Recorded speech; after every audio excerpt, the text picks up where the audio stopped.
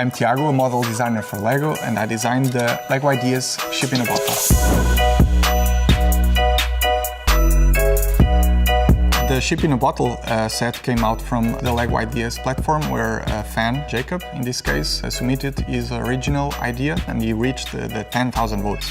It got approved and then we as a design team started working on it.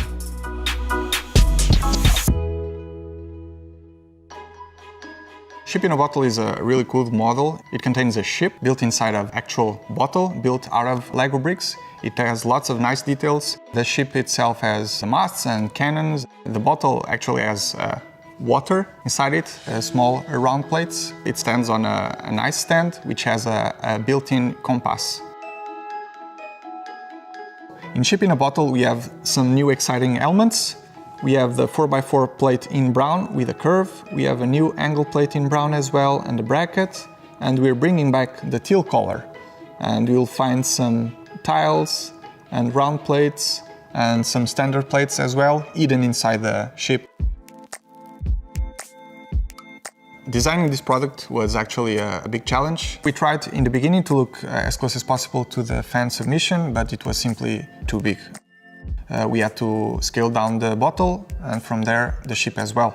The size of ship that could fit nicely into it was actually the galleon, so I started searching for galleon images and tried to be as close as possible while trying to keep Jacob's details in. It was awesome working with Mark, the graphic designer. He had a lot of good input into the decos that we managed to put in the final model, so he managed to sneak in my initials in the wax seal element. That's quite cool.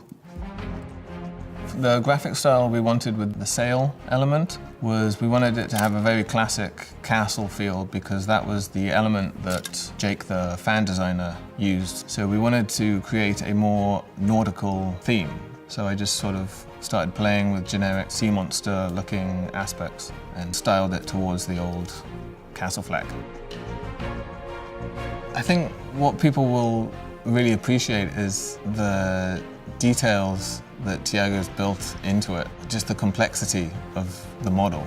It's very display worthy. I think it's going to have a lot of appeal to people who might not necessarily build LEGO or play with LEGO, but they think, that's awesome, I need that on my shelf.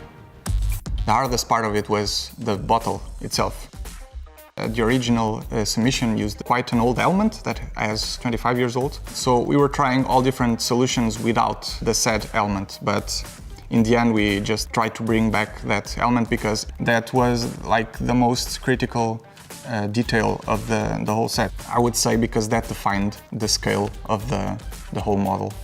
Working with Tiago was great. When he came to me with the idea for the compass, I thought he was crazy. We really wanted to deco the inside of the element, but there were complications and we couldn't. It wasn't possible. So what we did was we used a transparent element and we printed the design backwards so that it showed through the transparency, and I think it turned out really well.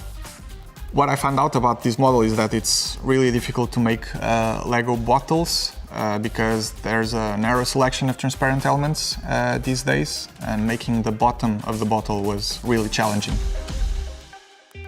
Ever since I was little, I really loved the designs on LEGO minifigures and LEGO in general, and I always thought that would be a really cool job, but I also never thought that it's an actual job.